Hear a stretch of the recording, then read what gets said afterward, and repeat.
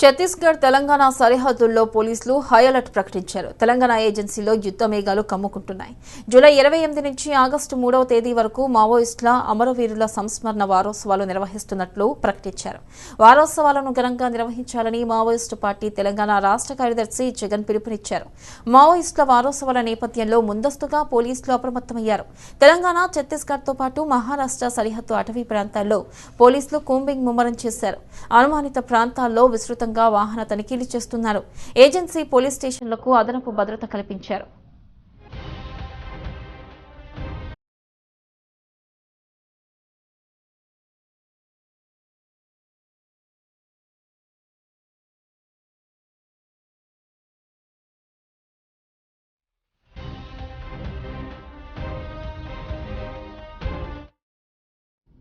మావోయిస్టుల shelter Jones పై పోలీసులు ప్రత్యేక నిఘా పెట్టారు. ఇప్పటికే మావోయిస్టు హిట్ లిస్ట్ లో ఉన్న నేతలను మైదాన ప్రాంతాలకు తరలి వెళ్లాలని పోలీసులు సూచించారు. టార్గెట్స్ రీచ్ కోసం మావోయిస్ట్ యాక్షన్ టీమ్స్ రంగంలోకి దిగాయని నిఘా వర్గాలకు సమాచారం అందింది. దీంతో పోలీసులు అప్రమత్తమయ్యారు. తెలంగాణ ఏజెన్సీ ప్రాంతాలన్నింటినీ పోలీస్ బలగాలు గుప్పిట్లోకి తీసుకున్నాయి. మావోలు పోలీసుల ప్రతిచర్యలతో ఏజెన్సీ పల్లెలు బిక్కుబిక్కుమంటున్నాయి.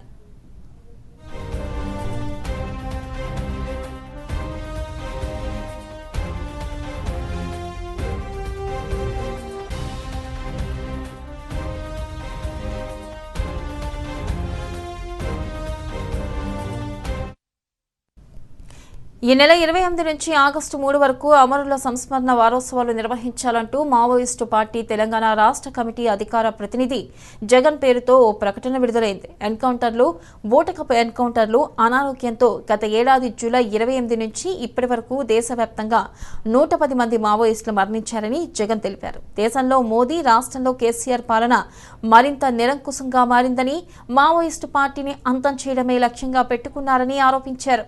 రైతు ప్రభుత్వం చెప్పుకుంటున్న సీఎం కేసీఆర్ వ్యవసాయ రంగాన్ని పట్టించుకోవడం లేదని, పోలీసులకు సూపర్ అధికారాలు కట్టబెట్టి తెలంగాణను పోలీస్ రాష్ట్రంగా మారుస్తున్నారని విమర్శించారు.